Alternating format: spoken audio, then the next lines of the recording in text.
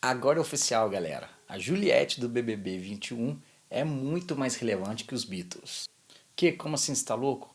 Tô louco não. Semana passada saiu uma notícia em alguns veículos de música especializados em que uma menina lá no Twitter fez uma comparação em tom de brincadeira, né? Que a Juliette tinha 22 milhões de seguidores contra 3 milhões e 500 mil dos Beatles. Pois é, agora definitivamente, num mundo em que o que vale mais é visualização, número de seguidores e curtidas, a Juliette é muito mais relevante que os Beatles. Mas será que é isso mesmo? Antes da gente trocar uma ideia sobre esse assunto, dá um joinha aí, se inscreve no nosso canal e bora lá. Em janeiro de 2021, uma notícia muito curiosa surgiu relacionando os Beatles à cantora Marília Mendonça. A notícia basicamente dizia o seguinte, que a Marília Mendonça ultrapassou os Beatles no Spotify. É isso mesmo. Ela tem mais seguidores que os Beatles, 18 milhões e 500 mil contra 18,4 milhões dos Beatles. Ó, a galera já pirou, né? Mais uma artista aí brasileira muito mais popular que os Beatles. Só que as coisas não são bem assim. Primeiro de tudo, a gente está falando de uma banda que acabou há 50 anos. E a gente comparar com meios de reprodução musical atual, que são o streaming somente, é uma grande desvantagem, né? Deveria ser, né? Pois bem, não é bem assim não. Se a gente for olhar em números naquilo que interessa, ou seja, quantas pessoas ouviram as músicas, aí o jogo vira e vira de lavada. Os Beatles hoje são a 106ª banda mais ouvida no mundo, com mais de 23 milhões de ouvintes mensais. A Marília Mendonça, como vocês estão vendo na imagem aí, ela tem mais de 7 milhões de ouvintes mensais, mas ela nem entra no ranking dos artistas mais bem colocados do Spotify. A brasileira mais bem colocada no Spotify é a Anitta, que está na posição 311, com um pouco mais de 13 milhões de ouvintes mensais. Pois bem, uma banda de 50 anos atrás ainda até que está fazendo um barulho. Mas esses dados não bastam, né? Vamos além, né? A grande questão do que se fala hoje, desse tipo de comparação de Juliette com Beatles e Marília Mendonça e tudo mais, faz parte de um erro de leitura que na história a gente chama de anacronismo. O que seria o anacronismo? Anacronismo é você tentar fazer uma leitura de um período histórico colocando elementos que não pertencem àquele período. Sendo bem didático e bem rápido aqui, é como se a gente pegasse um quadro de Van Gogh e pintasse um carro lá. Aquele carro seria um elemento totalmente anacrônico. Por quê? Porque na época do Van Gogh não existia carro. Acho que vocês entenderam, né? Ou seja, os Beatles vêm de uma época muito diferente do que acontece hoje. Não existiam streamings, os meios de comunicação eram diferentes e o que valia mesmo era a venda dos álbuns físicos. E aí, nisso eu vou trazer alguns números para vocês, para a gente fazer esse paralelo. Não é nenhuma comparação, é só para falar dos Beatles mesmo. Em números absolutos, os Beatles são a banda que mais venderam álbuns nos Estados Unidos, com cerca de 178 milhões de álbuns vendidos. E olha que esses números não são totalmente auditáveis. Para a gente fazer uma comparação com artistas contemporâneos, já que o assunto é esse, a artista que chega mais perto seria a Mariah Carey, que está em 17º lugar com pouco mais de 100 milhões de álbuns vendidos. E a Mariah Carey já tem 30 anos de carreira.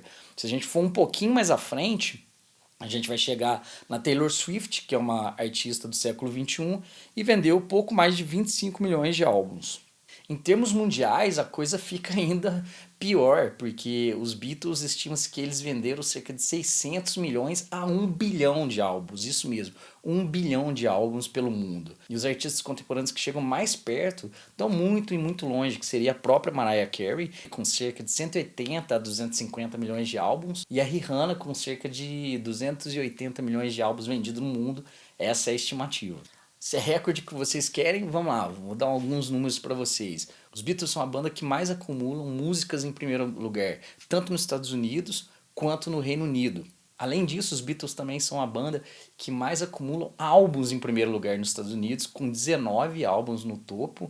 E uma comparação seria com os monstros do Elvis Presley e Rolling Stones, que tem menos da metade dos álbuns que chegaram ao primeiro lugar. Os Beatles foram a única banda que conseguiram a proeza de colocar 5 músicas no top 5 da Billboard. Isso em 4 de abril de 1964, quando a parada ficou Can't Buy Me Love, Twist and Shout, She Loves You, I Wanna Hold Your Hand e Please Please Me. Como se não bastasse, já que a gente está falando em recordes, os Beatles possuem um grande recordista mundial, ele é o cara que mais frequenta o Guinness Book, que é o Paul McCartney, que tem nada menos que 22 recordes catalogados no Guinness. Dentre esses, 16 recordes são em conjunto com os Beatles, With a Little Help from My Friends, e os outros com Wings e carreira solo.